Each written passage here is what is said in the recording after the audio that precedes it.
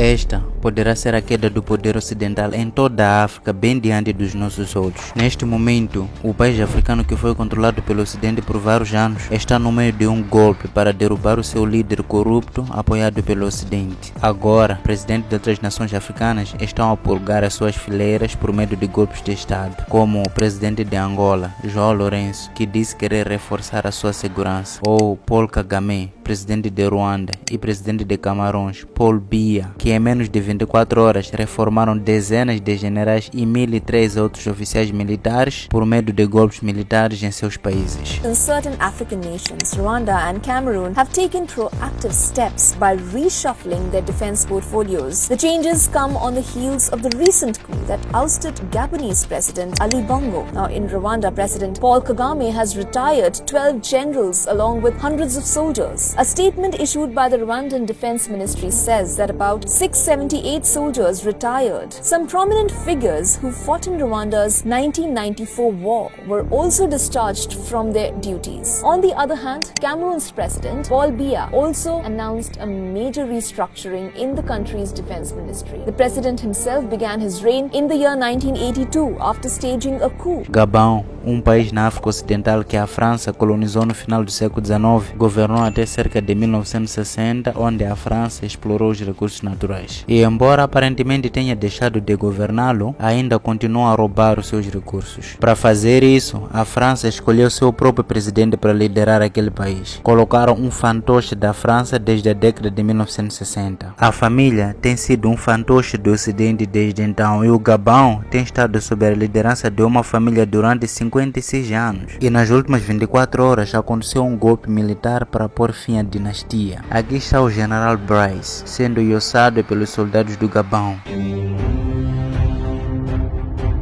O presidente deposto divulgou um vídeo pedindo que as pessoas façam barulho por ele. So I'm calling you to make noise, really. Está sob prisão domiciliar. Ele realmente parece um homenzinho fraco agora, sentado ali. Ali Bongo era um aliado muito próximo de Obama. Na verdade, juntamente com Yoweri Museveni de Uganda, Ali Bongo foi o homem que fez as suas pesquisas e traições na Líbia por Obama, ajudando a desestabilizar a Líbia. Ele tem sido um fantoche dos Estados Unidos e da França e agora está preso nessa residência presidencial. Divulgando este vídeo, está pedindo para as pessoas fazerem barulho. Assistam.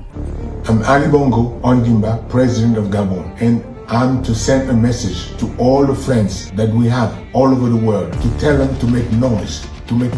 For the people here have arrested me and my family. My son is somewhere, my wife is in another place, and I'm at the residence. Right now, I'm in the residence and nothing is happening. I don't know what's going on. So I'm calling you to make noise, really. I'm thanking you. Thank you. Então, para todo o meu povo que mantive na pobreza durante anos, que mantive com fome e fiquei rico com o apoio da França e dos Estados Unidos e embolsei bilhões de dólares, estou apelando a todos vocês, a todas as pessoas que mantive na pobreza por tantos anos e dei seus recursos para a França e para os Estados Unidos. Estou convocando vocês, pessoas boas, de boa fé, meus queridos, meus favoritos. Estou convocando vocês. Levantem-se e façam barulho por mim. Façam barulho por mim, meu povo. Seu presidente covarde.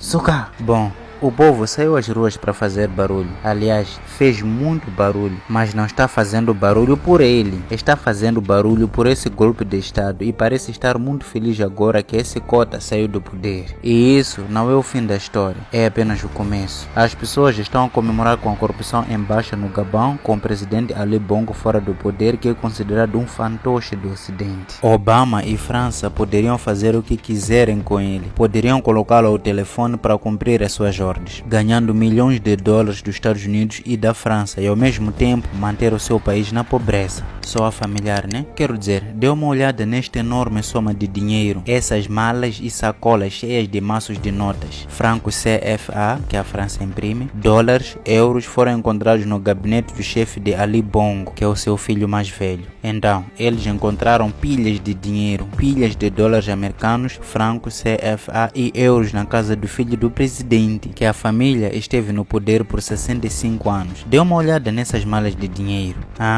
Gosto que meu dinheiro esteja em mochilas grandes, malas enviadas direto na minha porta. Continue cumprindo nossas ordens enquanto ficamos ricos e enviamos as nossas riquezas para a Europa. Tudo isso foi encontrado nessa casa onde seu filho foi agarrado, preso por traição, por vender seu país e lavagem de dinheiro. Ao mesmo tempo, o Ocidente diz: olha, aceite nossos subornos, permita-nos continuar roubando seus minerais. Basicamente, é exatamente dessa forma que esse dinheiro chegou aqui. É dinheiro de sangue, dinheiro roubado das pessoas. Alguns líderes franceses admitiram que, sem roubar os recursos da África, a França passaria a ser um país do terceiro mundo. Aqui está um artigo de Global Times. Este artigo tem mais de 10 anos e cita como os ex-presidentes franceses Jacques Chirac e François Mitterrand admitiram, dizendo que grande parte do dinheiro dos bancos franceses vem justamente da exploração da África e que a França perderia sua posição global sem a sua presença imperialista na África para preservar sua hegemonia. Sem a África,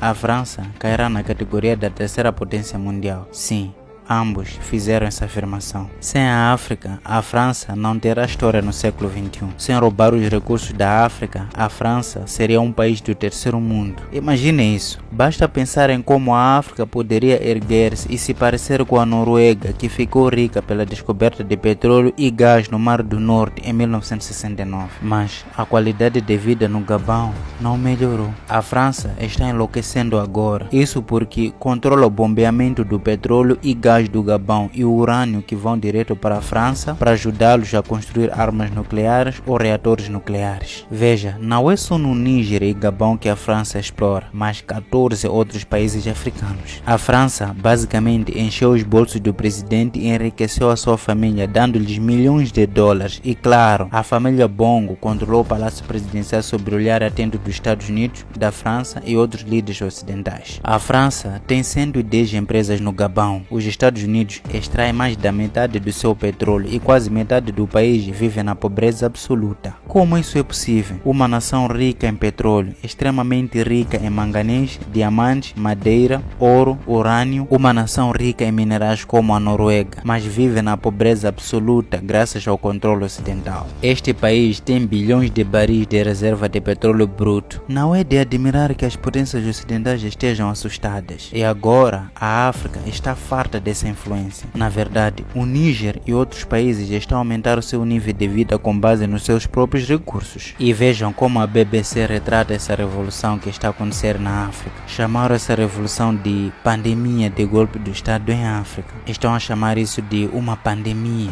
Estão a chamar isso de uma pandemia que se espalhou com a queda de Ali Bongo. É assim que a BBC enquadra isso. Uma pandemia, que é uma pandemia que as pessoas estão a levantar-se para se libertarem das garras do colonialismo. É uma pandemia isso? Sério? É realmente ruim para eles ou é apenas ruim para vocês no Reino Unido, sede da BBC? Então, irá a França tornar-se uma nação do terceiro mundo como resultado da perda do controle de todos esses recursos? Urânio, reservas de petróleo, manganês e madeira, dos quais tanto depende? Só o tempo dirá. Mas, por agora, vamos manter os nossos olhos nessas nações africanas que estão a purgar as suas fileiras para garantir que não resta um único fantoche ocidental em África. Estão basicamente a limpar o continente. Estou amando isso, sabe? Neste exato momento, alguns presidentes estão com medo em África. Têm medo dos seus líderes militares, talvez que também estejam a pensar em derrubar a sua liderança. Por isso, há muito medo em toda a África. Não é por acaso que alguns líderes estão a mudar os seus generais. Sabe, vai para casa. Quero te reformar, fica em casa, relaxa, A CDAO decidiu condenar isso, dizendo que esse tipo de atitude não é aceitável. Isso, pelo menos, não foi uma surpresa para mim, visto que este é o bloco que é massivamente apoiado pelo Ocidente, que tem se manifestado contra o Níger e dito que é necessário devolver o país ao presidente deposto Mohamed Bazoum. Eles ainda vão falar sobre isso? Virão com planos de invadir o Gabão também? Sabemos que as Nações Unidas já condenaram este golpe no Gabão. Sabemos que os Estados Unidos, a França e o Reino Unido também o condenaram. condenaram. Então, por que dizem que condenam esse golpe? Oh, é porque eles estão falando pela democracia. Ok, entendi. Democracia. A minha pergunta é, a democracia é uma família estar no poder por 56 anos? Então, eu não chamaria isso de pandemia. É um movimento forte e claro de descolonização e expansão, onde a África leva isso a sério e diz, os nossos recursos devem enriquecer a nossa terra, a população. Sim, é hora de observar essas coisas seriamente agora. Ei, por acaso, você já se perguntou por que a África não é mais forte? Por que não existe algum tipo de união como a União Europeia, onde o comércio seja fácil entre os países africanos ou onde haja uma moeda comum? Nunca se perguntou isso? Isso foi mantido assim propositadamente pelo Ocidente. Pense no que poderíamos fazer ao euro e ao dólar se combinássemos todos os nossos recursos naturais e estivéssemos unidos como a União Europeia. Isso foi feito propositadamente para que Gabão não pudesse negociar facilmente com o Congo, com Angola e seus vizinhos. Por quê? Porque o Ocidente lhes diz para não fazer. Mas por que eles estão nos dizer para não fazer? Por que não podemos negociar com os nossos vizinhos? Por que não podemos ter uma moeda comum? Por que não podemos estar unidos? Porque a França não quer que negociemos com os nossos irmãos? Simples. Porque eles não querem nos ver unidos. Querem nos ver fracos, submissos, mendigos. É assim que nos mantém sob controle. E também não querem que a África se industrialize. Querem que a África basicamente pule essa etapa em relação ao resto dos países ocidentais, onde os recursos são tirados da África e o Ocidente enriquece com isso. A Alemanha, o Reino Unido, os Estados Unidos conseguiram industrializar-se em grande capacidade, mas a África continua assim desde. Eles querem que basicamente saltemos esse passo e sejamos uma nação do terceiro mundo que passa a vida a mendigar, usar energia solar e pula todo o processo de industrialização e querem nos ver nessa situação. Isso é provavelmente tema para outro vídeo. Vou fazer um vídeo separado falando sobre isso em detalhe. Então sim, é incrível ver esses movimentos em África crescendo e acho que é realmente uma história que precisa de mais atenção na mídia ocidental e para isso, ajude-nos a compartilhar esse vídeo com o maior número de pessoas possível. Muito obrigado por assistir. Se você aprendeu algo novo hoje, dê um like nesse vídeo e não esqueça de nos seguir para mais conteúdos como este. Te vejo no próximo vídeo. Tchau!